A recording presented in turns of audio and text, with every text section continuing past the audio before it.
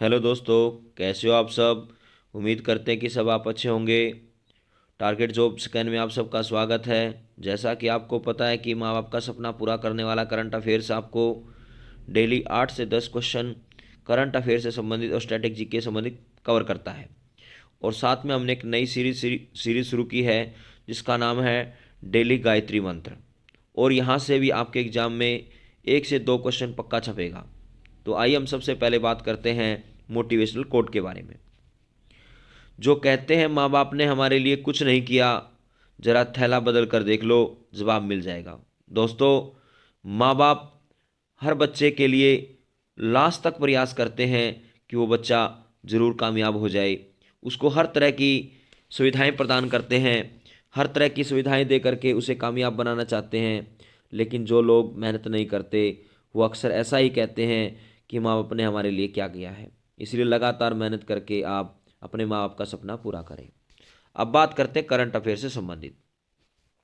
सबसे पहले हम बात करते हैं गायत्री मंत्र डोज की, कि गायत्री मंत्र डोज में हम पढ़ेंगे आज भारत के संविधान की अनुसूची। सबसे इंपॉर्टेंट क्वेश्चन क्या है कि भारत के मूल संविधान में 8 अनुसूची थी, और वर्तमान समय में अगर बात करें तो भारत में के संविधान में 12 अनुसूची हैं, जिसमें प्रथम अनुसूची में जिक्र किया गया है कि भारत में 28 राज्य हैं और 8 केंद्र शासित प्रदेश हैं। यहाँ पर आप इसको ठीक कर लेना कि वर्तमान समय में भारत में कितने राज्य हैं, 28 राज्य हैं। और केंद्र शासित प्रदेशों की बात की जाए तो कितने हैं, आप कह सकते हैं 8 केंद्र शासित प्रदेश हैं, जिसमें प्रथम अनुसूची में इनका जिक्र किया गया है।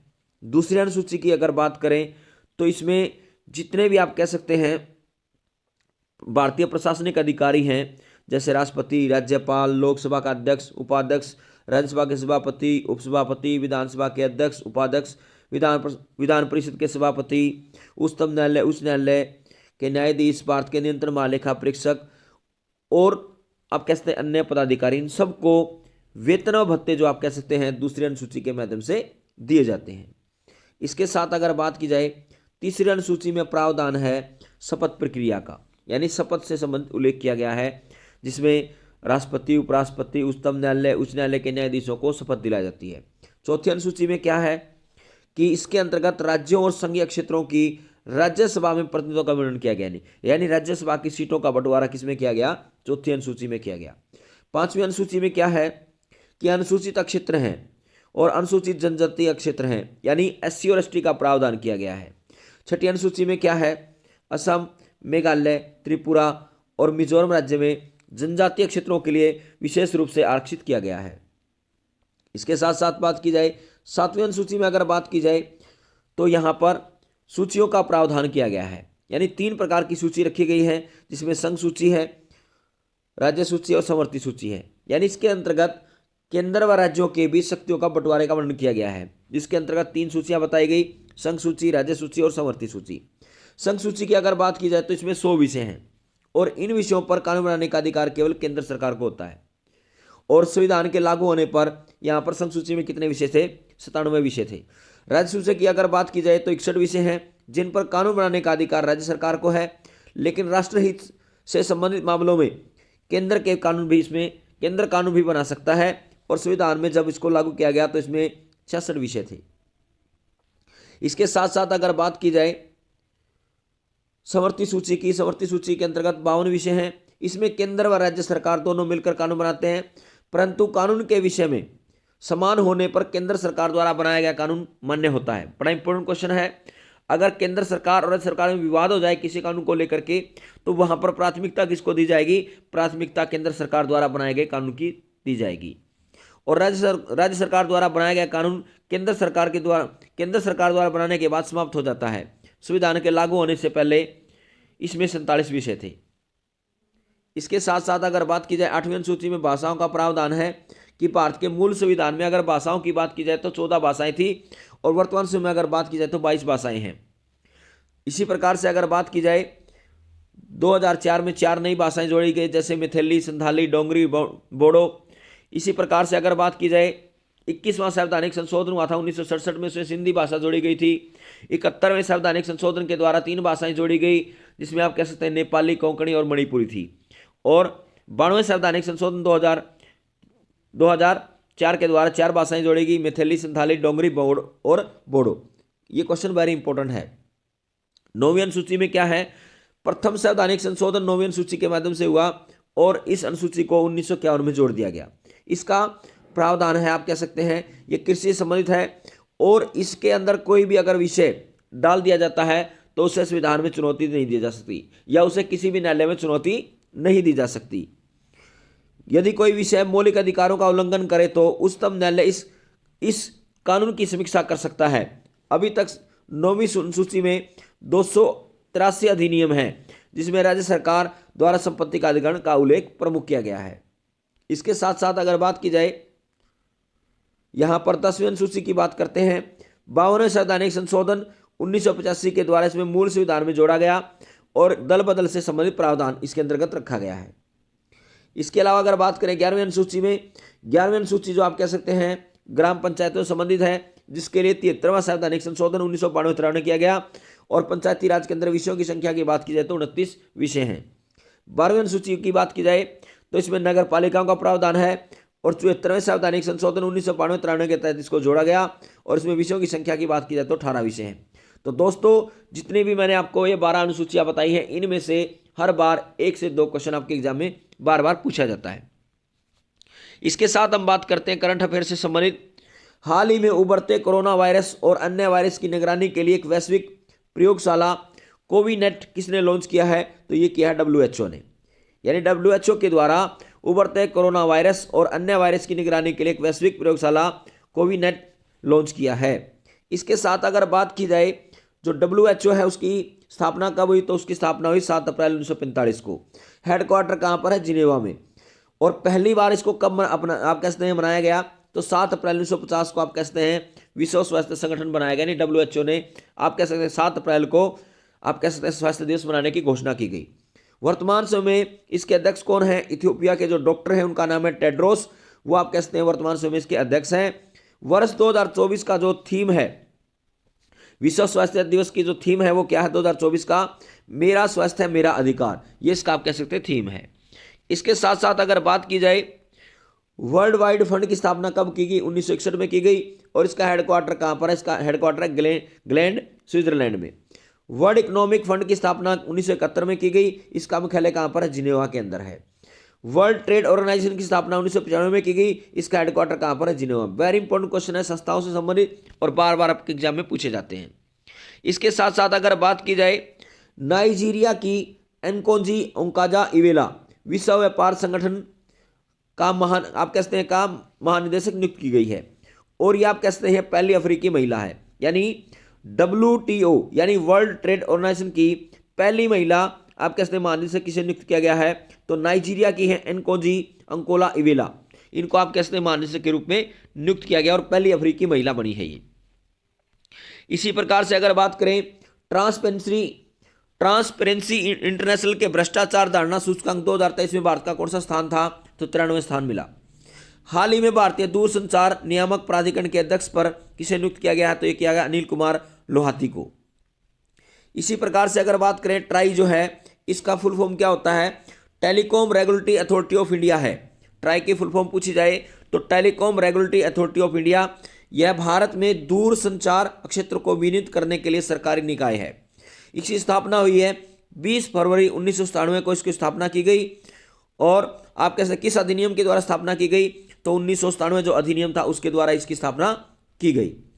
इसके साथ साथ अगर बात की जाए हाल ही में झारखंड के CM पद पर कौन बने हैं, तो उनका नाम चंपई सोरेन को नियुक्त किया गया है। 75वें गणतंत्र दिवस परेड 2024 में उड़ीसा राज्य की जो झांकी है उसको सर्वश्रेष्ठ का पुरस्कार मिला है और इस अवसर पर फ्रांस के राष्ट्रपति एमनुअल मैक्रोन भारत आए थे। इसी प्रकार से अगर बात करें 2024 में किस मंत्रालय को सबसे सर्वश्रेष्ठ झांकी के रूप में 75वें गणतंत्र दिवस पर पुरस्कार दिया गया, तो उसका नाम है संस्कृति मंत्रालय और उसकी झांकी का नाम था लोकतंत्र की जननी के विषय पर झांकी ने गणतंत्र दिवस परेड 2024 में संस्कृति मंत्रालय ने इसकी झांकी ने गणतंत्र दिवस पर पहला पुरस्कार हासिल किया। बहुत बार क्वेश्चन आपसे पूछा जाएगा। इसके साथ साथ अगर बात की जाए जो राजपथ है उसका नाम बदल करके कर्तव्य पथ कर दिया गया, इसके ऊपर हिस्ट्री क्या है उससे संबंधित हम बात करते हैं। अंग्रेजों के समय या अंग्रेजों के राज के समय राजपथ को किंग्सवे कहा जाता था? बड़ा इंपॉर्टेंट क्वेश्चन है। यानी अंग्रेजों के समय जो राजपथ जो था उसको क्या बोलते थे? किंग्सवे कहा जाता था। 1911 ईस्वी में किंग जॉर्ज पंचम दिल्ली दरबार में हिस्सा लेने के लिए आए और इस दौरान कलकत्ता की जगह पर भारत की राजधानी दिल्ली बनाने की घोषणा कर दी और इसलिए अंग्रेजों ने किंग जॉर्ज पंचम के सम्मान में इस जगह का नाम किंग्सवे रखा था। और किंग्सवे के रूप में आप कह सकते हैं यह ब्रिटिश हुकूमत की शाही पहचान प्रतीक बनी। यानी किंग्सवे के रूप में यह ब्रिटिश हुकूमत की शाही पहचान का प्रतीक बनी। आजादी के बाद 1955 में इसका नाम बदलकर राजपथ कर दिया गया। यानी किंग्सवे का नाम बदलकर क्या कर दिया गया? राजपथ कर दिया गया। ऐसा कब हुआ? ऐसा 1955 ईस्वी में हुआ। और 2022 में इसका नाम फिर से बदलकर आप कैसे तय करते हुए प्रति किया गया है। इसके साथ अगर बात की जाए, जेंडर इंडेक्स में भारत का 108वां स्थान है। एसडीआई में भारत का 134वां स्थान है। हैप्पीनेस में भारत का 126वां स्थान है। जेंडर गैप में 127वां स्थान भारत का है। हंगर इंडेक्स में भारत का 111वां स्थान है। प्रेस फ्रीडम में आप कहते हैं 161वां स्थान है। स्टार 5 पावर वाले देशों में भारत का स्थान है आप कहते हैं चौथा, जिसमें प्रथम स्थान पे अगर बात की जाए तो रूस, दूसरे स्थान पे अगर बात की जाए अमेरिका, तीसरे स्थान पे अगर बात की जाए चीन और चौथा अगर बात की जाए शक्तिशाली देशों में अगर बात की जाए तो भारत का चौथा स्थान है। इन्वायरमेंट परफॉर्मेंस की अगर बात की जाए तो भारत का 7वां स्थान है। तो कुछ इंडेक्स है ये जो आपके एग्जाम में बार बार पूछे जाते हैं। इसके साथ साथ अगर बात की जाए, हाल ही में प्राप्त सैटेलाइट आधारित फोटो के अनुसार चीन ने भारत के किस पड़ोसी देश में गुप्त पनडुब्बी की बेस बनाया है? तो यह बनाया है बांग्लादेश में। यानी भारत पर निगरानी रखने के लिए बंगाल की खाड़ी के आसपास आप कह सकते हैं चीन के द्वारा बांग्लादेश में गुप्त पनडुब्बी बेस बनाया है। इसके साथ साथ अगर बात की जाए, बांग्लादेश के क्रॉक्स बाजार के पेकुआ में बन रहे इस सबमरीन बेस का नाम बीएनएस शेख हसीना रखा गया। यानी जो आप कह सकते हैं ये जो सबमरीन बेस है इसका नाम क्या रखा गया? तो बीएनएस शेख हसीना इसका नाम रखा गया है। यह बेस 1.7 वर्ग किलोमीटर में फैला हुआ है। इसका निर्माण 2020 में शुरू हुआ था और बेस का उद्घाटन मार्च 2023 में पीएम शेख हसीना ने किया था, जिसमें चीनी नौसेना के कई वरिष्ठ अधिकारियों ने इसमें भाग लिया था। इसके साथ साथ अगर बात की जाए, 1.21 अरब डॉलर की लागत से यह बना है और बांग्लादेश ने इस सबमरीन बेस में एक बार में 6 पनडुब्बियां और 8 युद्धपोतों को तैनात किया जा सकता है। इसके साथ साथ अगर बात की जाए, नवंबर 2016 में बांग्लादेश ने चीन से मिंग क्लास की जिन 2 पनडुब्बियों को खरीदा था उनके नाम है बीएनएस नवजात्रा और बीएनएस जॉय जात्रा रखा गया। यानी 2016 में बांग्लादेश ने चीन से 2 पनडुब्बी खरीदी थी, उनका नाम है बीएनएस नवजात्रा और एक का नाम है बीएनएस जॉय जात्रा। इन पनडुब्बियों के आने से बांग्लादेशी नौसेना को आसमान, सतह और पानी के अंदर और ऑपरेशन को अंजाम देने में अक्षमता प्राप्त हुई है। इसके साथ साथ अगर बात की जाए, 15वें खेलो इंडिया यूथ गेम्स 2023 की पदक तालिका में कौन सा राज्य स्थान पे था? तो आप कह सकते हैं महाराष्ट्र इसमें पहले स्थान पे था। इसके साथ साथ अगर बात की जाए, महाराष्ट्र ने 158 पदक जीते, जिसमें 57 स्वर्ण पदक, 48 रजत, 53 आप कह सकते हैं कांस्य जीतकर पहला स्थान हासिल किया। जबकि तमिलनाडु आप कह सकते हैं दूसरे स्थान पर और हरियाणा अगर बात करें तो तीसरे स्थान पर रहा। तमिलनाडु ने आप कह सकते हैं 98 पदक लिए, 38 इसमें स्वर्ण पदक, 21 रजत पदक और 39 कांस्य। और हरियाणा की अगर बात की जाए तो 103 पदक जीते, जिसमें 35 स्वर्ण पदक, 22 रजत पदक और 46 कांस्य पदक जीतकर तीसरा स्थान हासिल किया।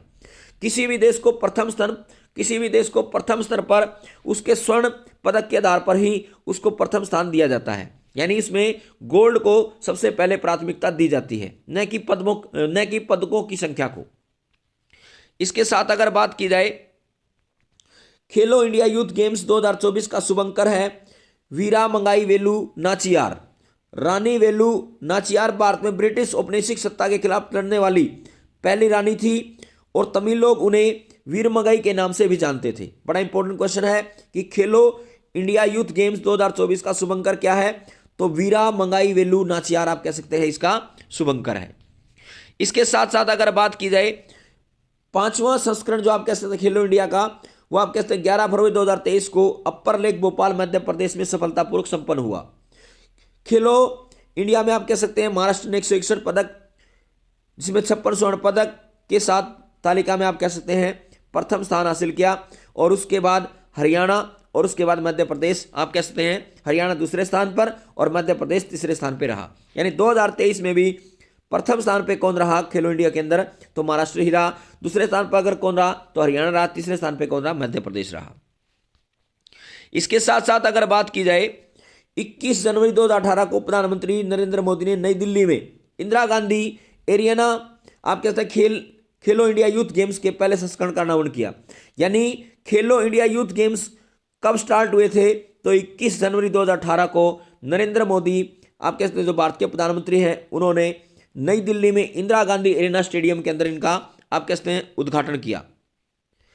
इसके साथ साथ अगर बात की जाए हाल ही में विश्व वेटलैंड दिवस 2024 अंतर्राष्ट्रीय सम्मेलन एमपी इंदौर में आयोजित किया गया। और कई बार क्वेश्चन आता है कि वेटलैंड दिवस कब मनाया जाता है, तो 2 फरवरी को मनाया जाता है, जिसको आप कह सकते हैं आर्द्र भूमि प्रदेश भी कहा जाता है। और ये ईरान के रामसर शहर में मनाया जाता है। तो हाल ही में विश्व वेटलैंड दिवस 2024 अंतर्राष्ट्रीय सम्मेलन एमपी इंदौर में आयोजित किया गया। हरियाणा के 37वें सूरजकुंड शिल्प मेले 2024 का थीम राज्य कौन सा बना, तो उस राज्य का नाम है गुजरात।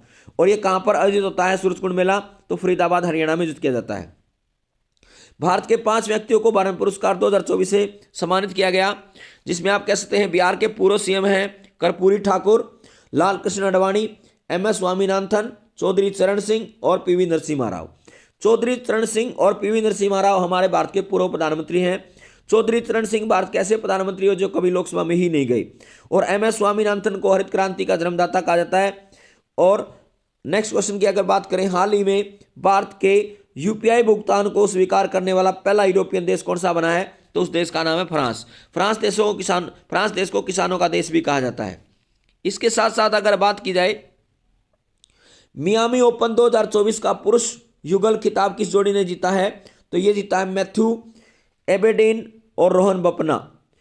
रोहन बोपन्ना की अगर बात की जाए तो अपने इंडिया के हैं, और मैथ्यू एबडेन की अगर बात करें तो ऑस्ट्रेलिया के हैं।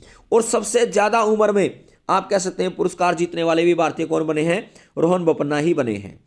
इसके साथ साथ अगर बात की जाए मियामी ओपन 2024 में पुरुष एकल का खिताब किसने जीता है, तो उनका नाम है जनिक सिनर, इटली को मिला है।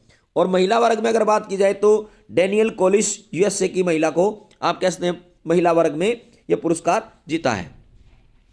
इसके साथ साथ अगर बात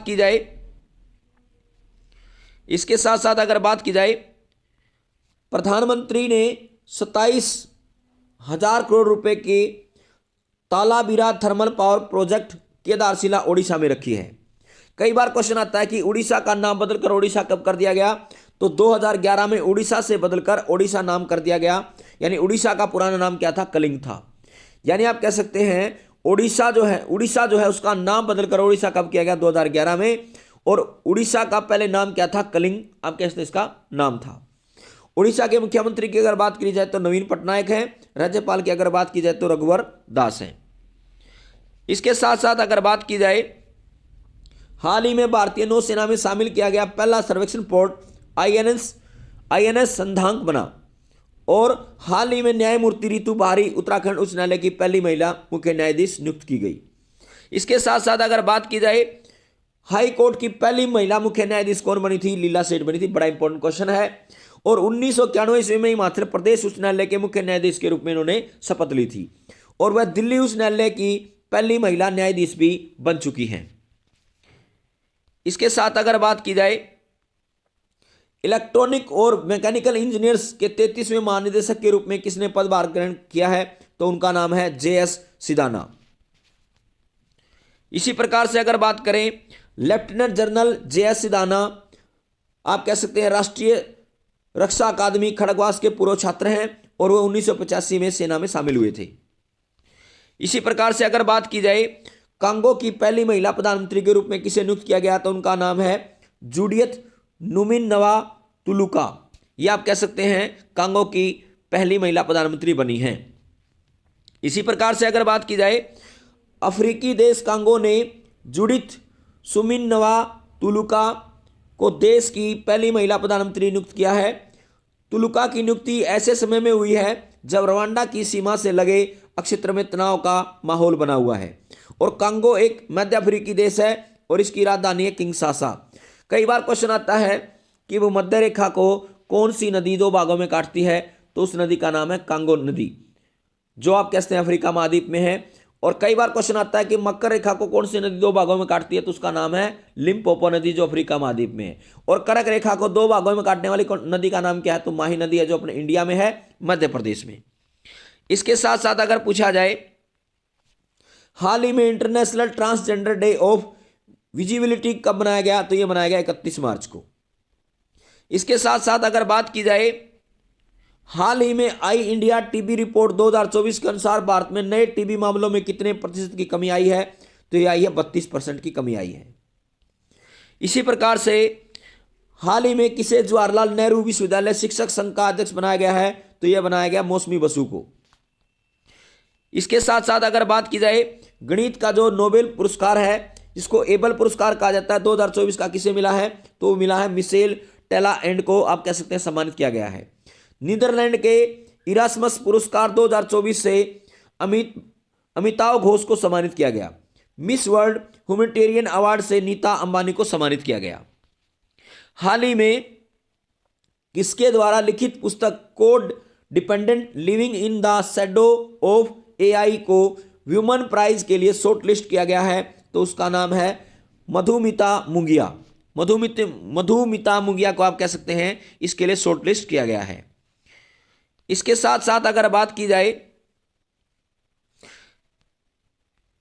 एटीएमए के नए अध्यक्ष के रूप में किसे बनाया गया है, तो अर्नब बनर्जी को बनाया गया है। इसके साथ बात करें फेडरेशन ऑफ हॉकी एथलीट समिति के सह अध्यक्ष किसे बनाया गया, तो पीआर श्रीजेश को बनाया गया है। आईसीसी एलिट पैनल में शामिल होने वाले बांग्लादेश के पहले एम्पायर कौन बने हैं, तो उनका नाम है सरफुद्दौला इब्न शाहिद।